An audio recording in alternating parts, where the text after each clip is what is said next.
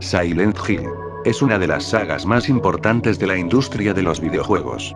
Una franquicia tan importante que innovó en el género del survival horror. Comenzando con 4 excelentes títulos, esta saga empezó a decaer con el resto de sus juegos.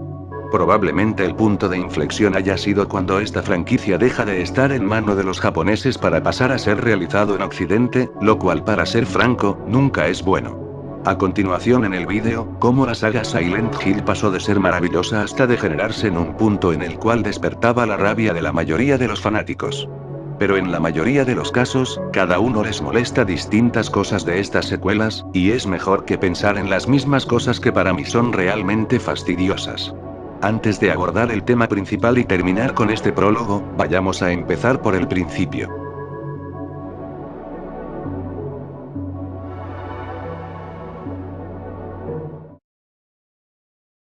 A fines de los años 90, Silent Hill fue concebido como una respuesta a Resident Evil, ya que en ese entonces era el mayor exponente del survival horror.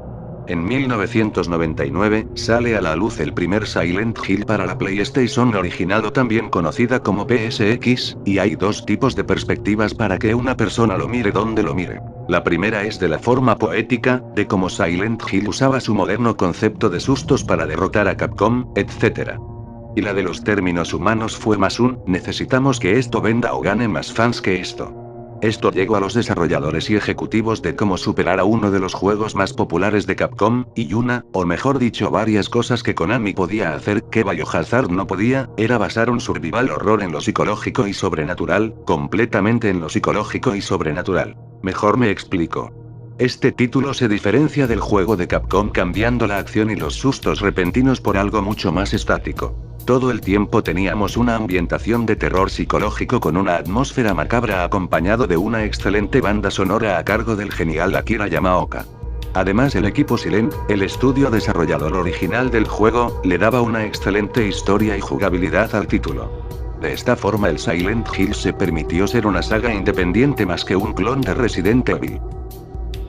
En 2001, hace su debut el Silent Hill 2 para la consola PlayStation 2, que luego sería porteado para Xbox y Microsoft Windows, siendo considerado el mejor juego de la franquicia por los fanáticos.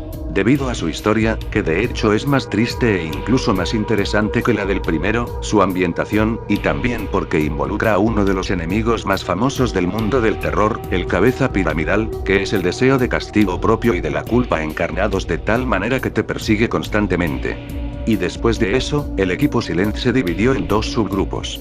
El primero durante el 2003, creó el Silent Hill 3 nuevamente para la PlayStation 2, también con una versión para Microsoft Windows unos meses después, continuando con la historia del primer título, y fue conmemorado debido a que fue mucho más amplio en cuanto a cantidad de enemigos, su excelente rendimiento, y fue el último Silent Hill con puzzles realmente difíciles. Mientras que el segundo subgrupo es el responsable de la creación de Silent Hill 4D-ROM en el 2004, amado por muchos y odiado por otros debido a que se pasaron un poco de la historia original. Pero después de todo, seguía siendo un Silent Hill, ya que fue el último que fue hecho en Japón, fue el último en proporcionar una historia muy decente, coherente y con 2 o 3 puzzles difíciles, aunque con cosas como enemigos que salen de las paredes, fantasmas, y que todo sucede en la habitación. Y con lo dicho anteriormente, el equipo Silent se separó para retirarse o dedicarse a otros proyectos, ya que D-ROM ha sido la última entrega de ese momento. Y vieron que la cuatrilogía original se volvió un arte en el terror, sobre todo el segundo, y querían que estén muertos, pero no olvidados, y recordados como grandes leyendas en la PSX y la generación de la Play 2. Pero sin embargo, Konami, al ver que el mismo nombre de Silent Hill vendía, pensaron que sacar más y más juegos de esta franquicia sería una estrategia de mercado infalible. Lo que dije hace unos segundos no me hacía falta investigar, ni tampoco ver entrevistas para saberlo, porque es lo más obvio del mundo. El problema es que el equipo Silent había hecho con D-ROM un punto y aparte en la historia que impide sacar más juegos. Y debido a lo que pasó con el equipo Silent, Konami cometió una mala, o pobre decisión, y es la de vender las licencias de la saga a 5 empresas, oíste bien, a 5 empresas de videojuegos occidentales diferentes, y de ahí la pregunta del millón. ¿Cómo pretenden continuar una saga sin entender el concepto original, y priorizar el concepto dado al título más aclamado de la misma? Lo que quise decir es cuando Konami tomó la decisión de continuar la franquicia desarrollando los juegos fuera de Japón, contra los deseos del equipo original, que como ya hemos visto terminaron la historia con un final que no da cabida a más entregas, el proyecto acabó en manos de gente que no entendía la historia de Silent Hill, y optaron por imitar lo visto en títulos previos, concretamente en SH2 por ser el más famoso. Y la consecuencia de esto, es un canon completamente desastroso, contradictorio, infestado de sinsentidos, y con una serie de juegos repetitivos y mediocres. No es por vivir en el pasado, ni menos por ser odioso, pero es la verdad. Y ahora voy a otro punto, los enemigos.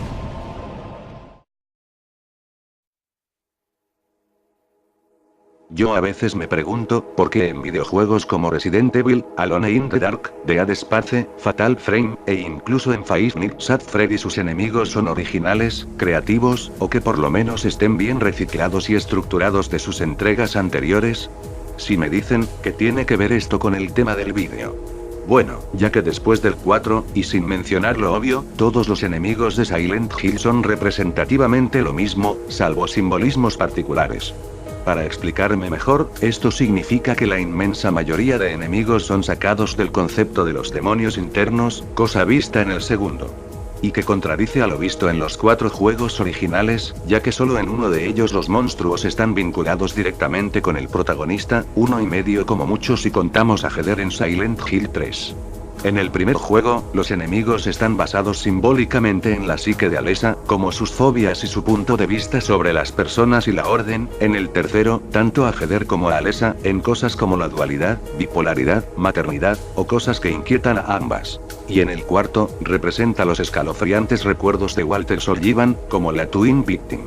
Un ejemplo claro de lo que digo, Silent Hill Homecoming, que sus enemigos estén basados en el 2, pero más cutres y simbolismos llanos, como la aparición innecesaria de Pyramid Head. Los únicos representativos son los jefes, pero en este sentido los únicos monstruos que rescato son los de Downpour, pero solo pocos son sustanciosos, mientras que el resto y en los otros juegos no poseen ningún valor agregado. Ni siquiera son estéticamente atractivos, más bien son regulares.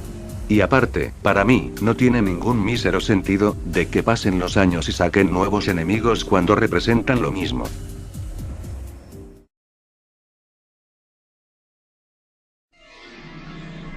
Bueno, ¿se acuerdan que dije que el canon se volvió un desastre con plenas contradicciones?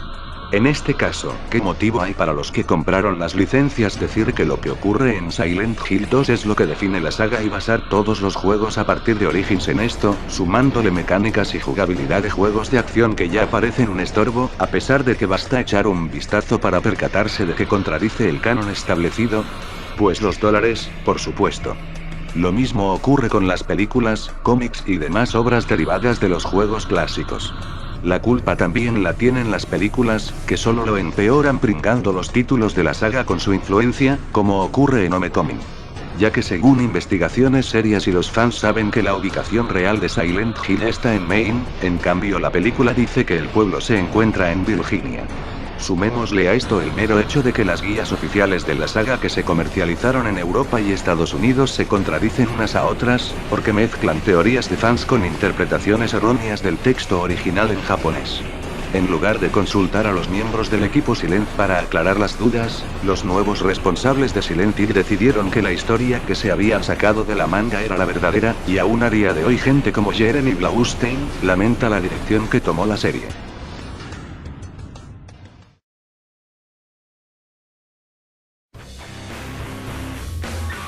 Ahora voy a ahondar con los juegos posteriores, que de hecho fallan estrepitosamente en continuar el legado del Team Silent, porque lo único que hacen es copiar la fórmula mágica de Silent Hill 2, con mecánicas de acción de cuarta mano en comparación a juegos que son los reyes en estas cosas. Primero con el Origins que salió para la PSP en 2006, el desarrollo estuvo a cargo de Climax Studios siendo este juego una precuela del Silent Hill original. Y realmente se nota que es un juego para portátil, ya que está hecho bastante simple, ya que sus texturas en las peleas de jefes me parecían un estorbo. Por cierto, la historia no tiene ningún sentido y contradice prácticamente todo lo que ocurre en el primer juego, y eso que se supone que es una precuela. Luego 2 años después, en el 2008, salió Homecoming para PS3 y Xbox 360, esta vez el estudio a cargo del desarrollo fue Double Helix Games, y la verdad que lo único bueno que tuvo este juego fue el tema de que salía para las consolas actuales, pero realmente el título no aportaba nada nuevo. Ni siquiera a nivel historia y con un sistema de combate con mecánicas de acción tediosas. Y para el colmo, aparece Pyramid Head como si nada, no hay combates contra él, y encima con el diseño de la película, en la que tampoco pintaba nada. Después tenemos el Shattered Memories, a cargo nuevamente de Climax Studios, que salió en 2009 para Wii en principio. El título fue un poco extraño ya que este era un remake raro en un principio, pero en realidad es una reinterpretación del Silent Hill original, enfocado en hacer un perfil psicológico de la persona que lo está jugando a medida de las decisiones que va tomando en la aventura, pero sus puzzles eran bastante simples, y no paraba de torturar al jugador con interminables escenas de persecución a lo bestia con un solo tipo de enemigo. Después salió el Downpour, que es la segunda entrega de la franquicia para PS3 y Xbox 360, estando a cargo de otro estudio desarrollador, Batra Games. El juego fue muy criticado, con un sistema de combate mediocre y una exploración que aburría constantemente al jugador. Lo único bueno es que la historia fue por lo menos decente, pero opacada por el tema de la banda sonora ya que cambiaron al famoso Akira Yamaoka, histórico en la música, por Daniel Lichtikorn, pero por lo menos, para no ser como Homecoming de Origins. Y luego, se arruina la franquicia debido al último título de la serie que salió, que es el Book of Memories en 2012 para la portátil PS Vita. Este título es bastante extraño porque no tiene nada que ver con la saga, ya que el sistema de cámara tiene una semejanza más a la serie Diablo con una perspectiva isométrica siendo una especie de hack and slash mal hecho, con elementos de RPG mal desarrollados. Un título muy ridículo, muy mal planteado y lo más importante, no tiene nada que ver con el Silent Hill. Los desarrolladores, WayForward Technologies, querían capturar el espíritu de Silent Hill y ponerlo en un juego de estas características pero fallaron terriblemente, ya que no logra ser un Silent Hill ni un buen juego del género que plantearon desarrollar, terminando siendo un producto inservible. Después, sacaron a Silent Hill 2 y 3 en su peor versión, en el Silent Hill HD Collection, que resultó ser un gran fallo por parte de Konami, ya que los jugadores decepcionados de todo el mundo, escribiendo mensajes de informes que presentan múltiples problemas, tanto en PS3 como los sistemas Xbox 360, tales como bajo rendimiento, falta de post-efectos, como la niebla, la profundidad de campo, etc.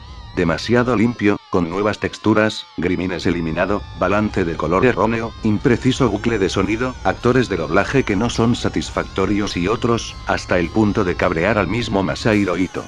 Konami ya ha lanzado un parche para el juego de PS3, que al parecer no soluciona nada en absoluto. Y por último, cancelaron el Silent Hills, que solo hay demos que duran 30 minutos, y al menos parecía interesante, y sí iba a ser muy coherente en cuanto a historia. Pero por esto me pregunto, ¿cómo es posible que cancelen juegos que parecen y pueden ser buenos, y aprobar juegos que parecen y llegan a ser malos? En conclusión, Silent Hill fue una gran saga, y siempre tendrá un lugar de honor en el género del survival horror, y un lugar especial en mis momentos de dicha. Pero The Room debería haber sido la última entrega de manera legítima. Las continuaciones hechas fuera de Japón solo han alienado a los fans malinterpretando la esencia de los originales, y sencillamente no pueden compararse a la obra del equipo Silent. Konami ya ha demostrado que no tiene interés ni respeto por la franquicia, por todos los hechos lamentables que he mencionado a lo largo del vídeo. En lugar de seguir meneando el cadáver de esta serie, comprando cada nueva entrega y rezando porque esta vez sí que sea digna de sus antecesores, ¿no os parece que ya va siendo hora de dejarlo ir y buscar algo fresco y nuevo? Si realmente eres fan de los primeros juegos, deberías respetar el mérito de aquellos que los hicieron posibles, en lugar de comprar compulsivamente cualquier coñaza que salga al mercado solo porque lleve Silent Hill en el título. Nunca habrá otro Silent Hill 2, y como fan sé que es duro aceptar esto, pero solo hay un Silent Hill 2, y yo prefiero un gran juego que recuerde por toda la vida, a un gran juego seguido de media docena de juegos que intentan replicar lo que el primero ya consiguió. No odio a videojuegos como Silent Hill, sino lo que hicieron con ellos, como varios videojuegos que marcaron mi infancia, no tan infancia y la actualidad. Y también detesto el conformismo por parte de varios fans, que no toman conciencia de los recursos variopintos que existen para hacer juegos decentes.